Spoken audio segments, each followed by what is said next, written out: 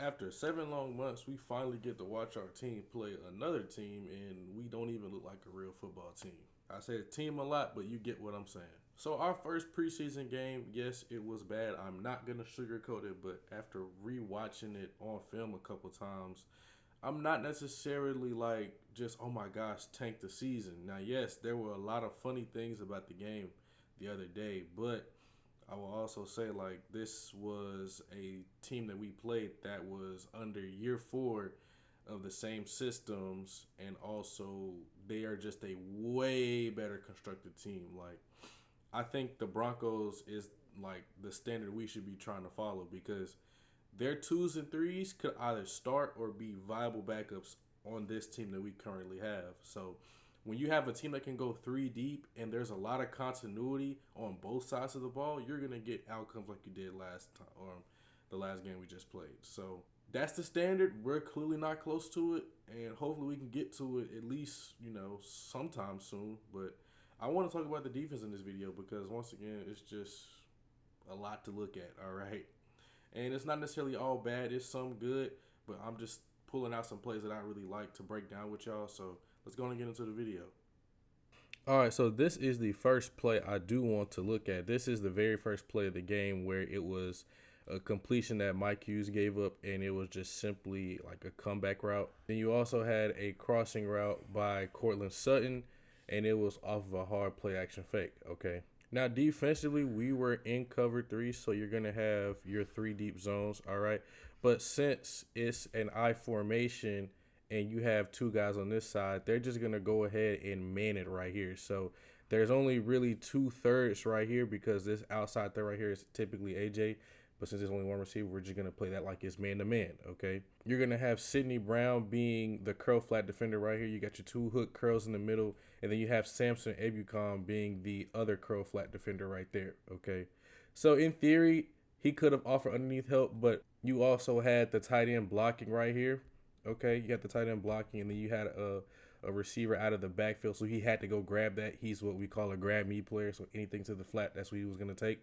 Okay, but essentially it was a one-on-one matchup right here, and as an offensive person, this is what you want. Okay, cover 3 by nature, these corners are supposed to play outside and protect anything deep. Okay, so if you do a hard play action and you running burning hot on him, and you just do a comeback on him, that's what we call access because the corner has no shot of stopping that. And I'm not saying Mike Hughes isn't at fault because some corners can absolutely play this and make a play on the ball.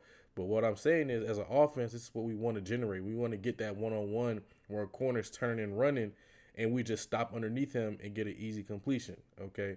And the receiver does a great job of working all the way back to the ball, and now it's a first down after the very first play of the game. All right, here we go. We have the next play of the game. So, or not the next play, but the next play I want to show y'all. This was the other completion that Mike Hughes, I guess you could say, gave up. So what we're going to get is a big post by Cortland Sutton. And we're also going to get these crossing routes by the number 2 receiver and Evan Ingram right there, okay? And defensively, we are in quarters, okay? So we have an outside quarter, we have the inside quarter on the left, inside quarter on the right, and then the other quarter right there, okay? This is not, oh, we protect 4 guys deep. It's not like that at all, all right? So the way I could show y'all how this really works is it's basically match, all right? So the way you want to play these crosses, and people know we play a lot of quarters. We played probably some of the most quarters in the top 3 of quarters usage last year. But basically how this should have been played out, okay, because these are crossing routes from the inside receiver and the opposite number 1. It's going to be really hard to just sit up there and communicate that, especially if this isn't Xavier or Jesse, all right? And also, we're into the boundary right here with like a condensed set, so sometimes we will just straight up man that, okay? So that's why you will see AJ run with this. But in a perfect world, you would get to say, hey, that's a crosser, so he's going to just zone off and look for work, okay? And since this safety's in a better position to drive on this crossing route, he would take it, all right? And also, this safety right here would see, oh, that's a crossing route. He would, stay towards the middle of the field. This would allow really the safety driving right here and AJ going back, about to collect a crosser, or I would say he's going more like this to collect any crossers. Hey man, this is editor me, and if Case anybody think I was just sitting up here talking, this is a very good example right here of what I was saying in this example that I'm just using. So we're gonna get a post right here. We're gonna get a crosser. We're gonna get a crosser. And I want y'all to see how this plays out, okay? Because we're gonna get Mike Hughes in the same situation, still on that top shoulder. We're gonna get Xavier Watts staying towards the middle, and we're also gonna get Jesse Bates pick up this cross, but then turn around pick up the other one, right? You're gonna get D following that one, and you're also gonna get this guy staying underneath and helping out.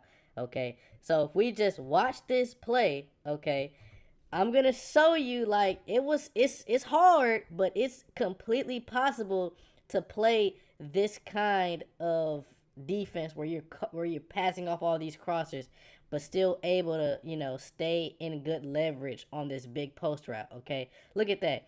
Every route was pretty much plastic. Okay, so it's possible. It's hard, but it's possible. It would allow this guy right here to stay in the middle of the field. I think this is DeMarco Hillams. It would allow him to stay in the middle of the field because on the outside, anyways, you can see both guys have outside leverage for our corners. All right, and once again, as a offensive guy in quarters, you're gonna get outside leverage, and all you got to do is just distract this safety and run a post right behind his head, and that's a shot that we want to take as an offense. Okay.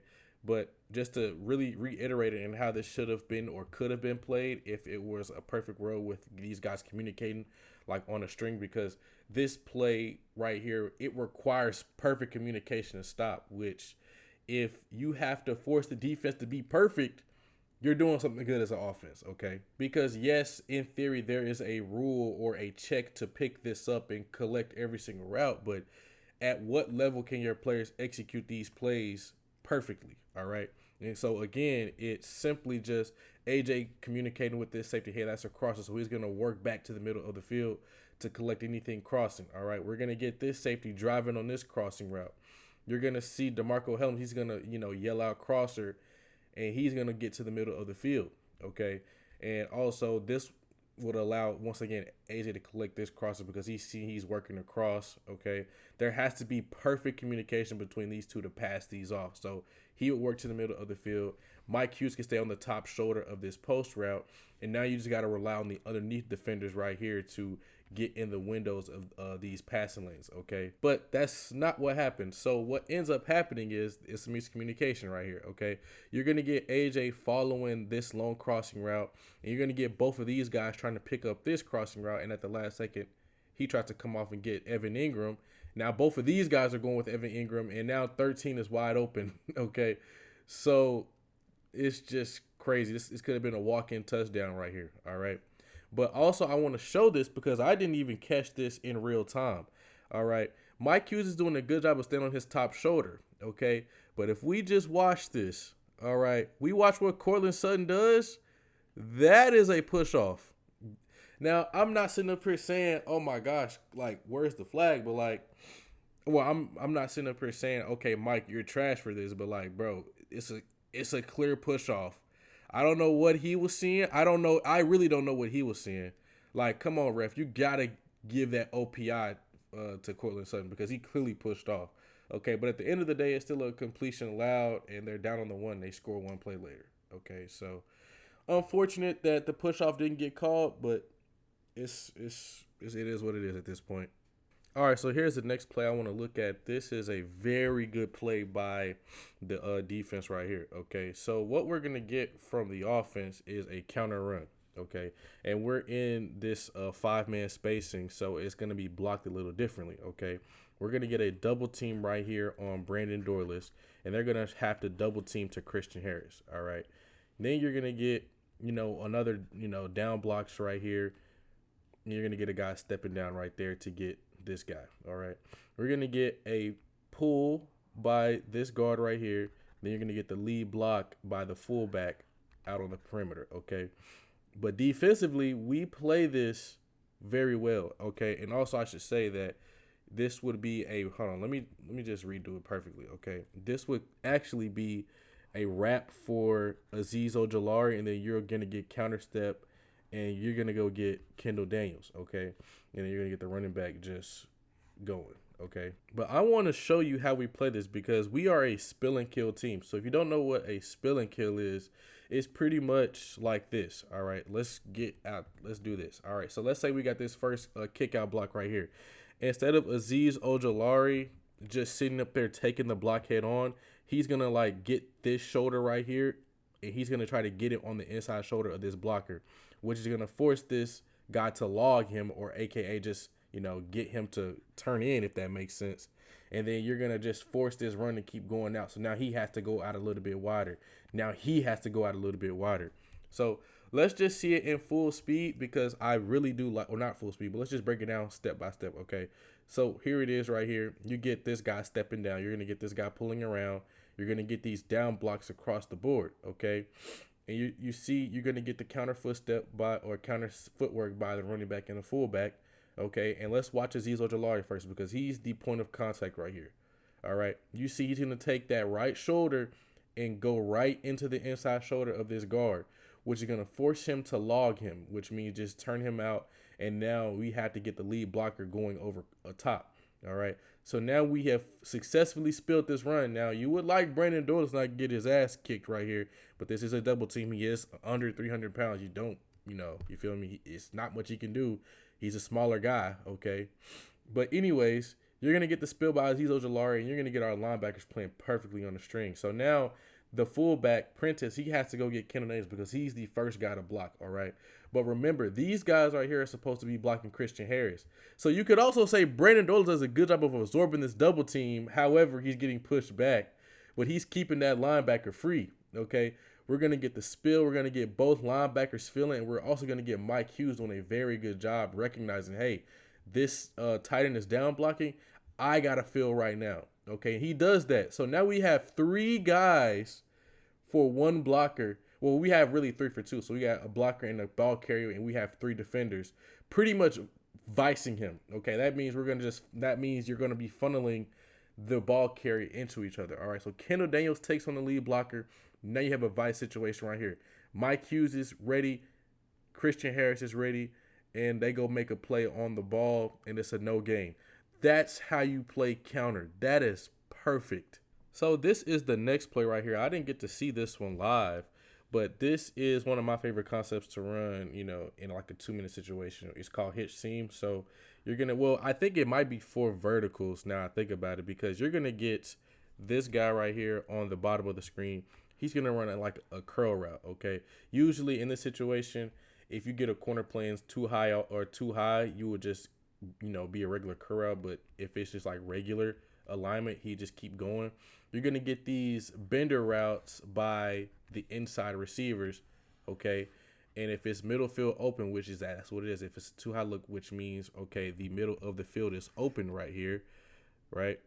You're going to get these bender routes. They're going to be converting into that. All right. But as a regular route, I call them benders no matter what, but this is really just a seam read. So seam, but it converts to a bender versus too high. Okay. And then you're going to get a mandatory outside release by this receiver, because he's getting pressed. Right. So you see what I'm saying?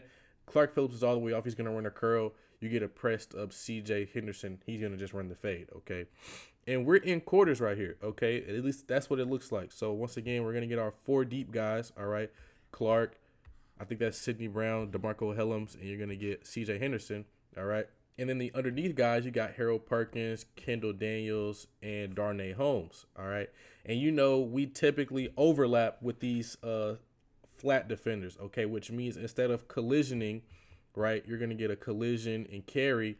You're going to get just a straight up overlap, all right? That's what I'm saying, all right? But let's look at what I would have thought would have happened, where these guys give a little bit more help, where they wall them a little bit and then get to the flat, right? And I would have loved Harold Perkins to, wall this guy, then get to the flats, because it just puts your safeties in such a bind where you just immediately overlap and don't even offer any help. Now, this is the base defense, so that's probably why, okay, in terms of like this is our base coverage, so we're not going to do anything like different, if that makes sense. That's probably why, but if you saw the interception that D. Offer had against the Buccaneers, where he carried this over, he carried this vertical route for a little bit and then immediately got to the curl route and picked it off and got us the ball back. Okay.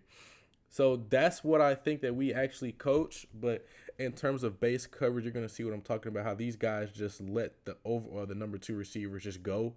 And now you've put both safeties in the bond, and you also put Kendall Daniels in the bond because both guys are open. All right. You see, the quarterback can make either throw right here. All right. All I got to do is just put it right there on the hash, or he has to put it like a little bit right in front of the hash, and, the guys can't do anything about it. So, you would like these guys to carry this more. Once again, this might be just the base coverage, and also we're just not, going to overload them, right?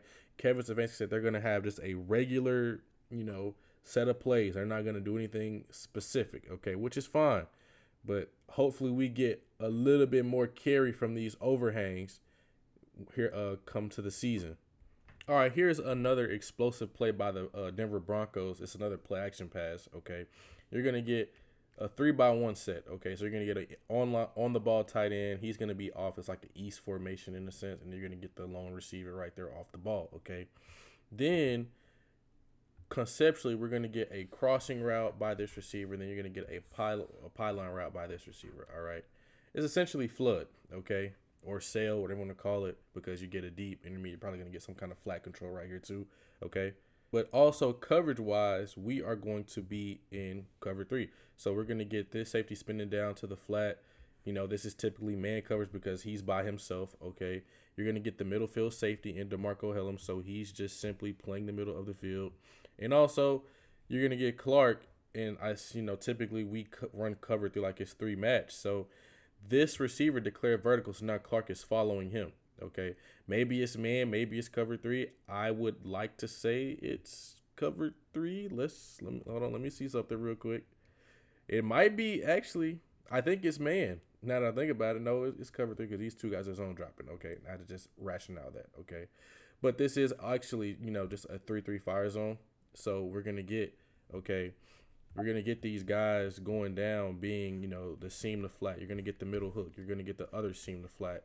And then you're still going to get these guys playing tight to their guys while DeMarco Hellum just plays in the middle of the field. Okay? So this is where I want to talk about, Kendall Daniels. I'm not about to blame this on him, but what we're going to see, or what we typically see from this spot at middle backer, is like a lot of instincts. Okay? We have Devon Diablo playing that. Okay? And we've seen it before where, I'm just going through my thought process, I'm not saying if I were on the field, I would have done this, but in the meeting room, you're probably going to get Devon saying, hey, look, there is 2 tight ends right here. Okay. That's a key indicator for something. Okay. And when we watch this play, you see both tight ends stay in the block. As a linebacker, he's probably telling him, hey, look, when I see 2 tight ends block and I know I got a condensed formation. Okay. I'm probably thinking crossing routes. So I see both tight ends block. Now I'm immediately going to get my eyes to the 3-by-1 side, okay? Because think about it. If these 2 guys are blocking, this is a 3-by-1, you're probably going to get a crossing route, okay? So we've seen Devon Diablo do this where he's keying some part of the formation, and then he's going to get his ass down to the middle of the field based off of what he saw, okay? We saw it happen against the Buccaneers. We saw it happen against the Commanders. We saw it happen against various teams, okay? So I'm saying, at this situation, we had our best linebacker. I'm not saying Kendall Daniels is bad, okay? I love Kendall Daniels, all right? Love the guy, okay? Took a picture with him. But something right here, he's inexperienced, okay? So he's going to sit there and watch, whereas Devon Diablo, an experienced guy, he would turn and look and see what's going on, not just necessarily have his eyes stuck in the backfield, okay? He sees he has the ball, okay. Now Devon Diablo will sit there and turn and look for anything. He might look this way, but since, let's say this is the perfect world, this is AJ Terrell, you're not going to worry about what AJ's doing, right? Because this is on the right hash. We have our boundary corner right here. This would be AJ, right? He would look this way first to see what's going on because teams will typically attack the lesser corner out of from AJ Terrell. So he's probably going to check that and say, okay, bet. I'm not saying he's going to run with this crosser the whole way. I'm not saying he's going to pick him up and run with him the whole way. I'm not saying he's going to do that, but he's going to sit in that window long enough or get enough depth to discourage that throw and force him to hold the ball, okay? And even then, nobody's really getting open on the pass rush. So I'm just saying he would force him to hold this ball longer, but this is like an experience thing, just something that's popping out to me and, you know, my thought process on the whole play. Now, this is the last play right here. It kind of surprised me because of who's on the field, and we'll see in a minute. But offensively, we're going to get this right here by the running back. He's going to go fast to the flat on the opposite side of the formation, okay? Then we're going to get this wrap concept by this stack right here. Then you're also still going to get a wrap concept right here by these two guys, okay? So we're pretty much trying to play, you know, high-low on these linebackers, all right? And I think we're still in some kind of too high coverage right here. But I want y'all to pay attention to this young man right here with the, let's say we should call it helmet accessory. Let's pay attention to him because he has been a big talking point this entire offseason and during the season when he was stinking it up, okay, to put it nicely, all right? So I want to show y'all what I saw, okay, because if we look at a wrap concept, okay, it's supposed to be picking on him, all right? And he plays this perfectly, y'all. He's in position to drive on this sit route, but then once he notices that guy sitting, he gets back into the window of the dig. What? Whoa! I don't think y'all understand how astonished I was when I saw that. Okay. Matter of fact, roll the clip when he got a forced fumble. Yeah, it's out. It's J.D. Bertrand there coming with the strong left running backs trying to fight for some extra yards. Yeah. Like, man, I would have never expected him to do that because he's just sitting there doing nothing half the time. But hey, players get better. Year 2 of the system, he gets a better understanding of it, okay? But also, I want to look at the top of the screen too because it shows, you know, these guys understand what they're doing, okay? So if we look at how this plays out, remember, we're going to get this running back pushing out to the flat, okay? So he's going to become the new number 3 receiver on the opposite side of the formation. Josh Woods, in theory, will be responsible for communicating, hey, we got a fast 3, okay? And remember, this is a wrap concept, so you're going to get a dig, you're going to get a sit right here, all right? One of my favorite concepts to run because, bro, you hit this dig with anticipation, easy 20 yards, okay? But these guys do a very good job of basically pushing out, or yeah, push call basically, pushing out and guarding everything, okay? So then you're going to get these guys moving over. You're going to get him driving on this, and he's pretty much in position to, I guess you would say, vice this if they were to throw it. But, like, this is perfect coverage from the defense right here because, look, you're going to get this play. You're going to get the nickel sitting on that. You're going to get him kind of just feathering into this dig window because, look, he wants to throw that. But he sees Josh Woods is, like, right there in the window, and there's like a triangle, like this is the Bermuda Triangle, y'all. You have a guy that could, you know, you have a guy right here, you have a guy right there, you got over top. Like, come on, man. He's seeing that, so he doesn't want to throw that. So now we force the ball low. We force it low and outside. Like I said in the video before, where I studied Jeff Ober's scheme, we want to force this ball low and outside. That's exactly what we did. And look, now we got, I don't know why he was going inside out. Okay, you're supposed to go outside in if you're the nickel, right? You want to force him back inside. But either way, we were able to get a tackle for loss because we forced that throw low and outside. Very good play. So, yes, while that game was very ugly, there were not just straight negatives to look at. There were a lot of positive things to look at too, okay?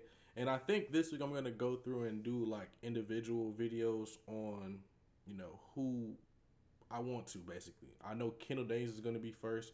Might do Harold Perkins Jr. I'm definitely going to do Zachariah Branch too as well. And then we're going to highlight the offense because, oh, Lord, I'm just trying to procrastinate because that was an awful showing from them, all right? But that's besides the point. If you guys did enjoy this video, be sure to like and subscribe for more. If you want more from me, I have a membership thing now where it's $2 for the first membership, $5 for the second tier of the membership, and you get access to my Discord where you get priority responses. You can have input on video ideas. I'll do like more interactive things with those guys. So if you are interested in that, don't hesitate to join. So I'll see you guys in the next video. Goodbye.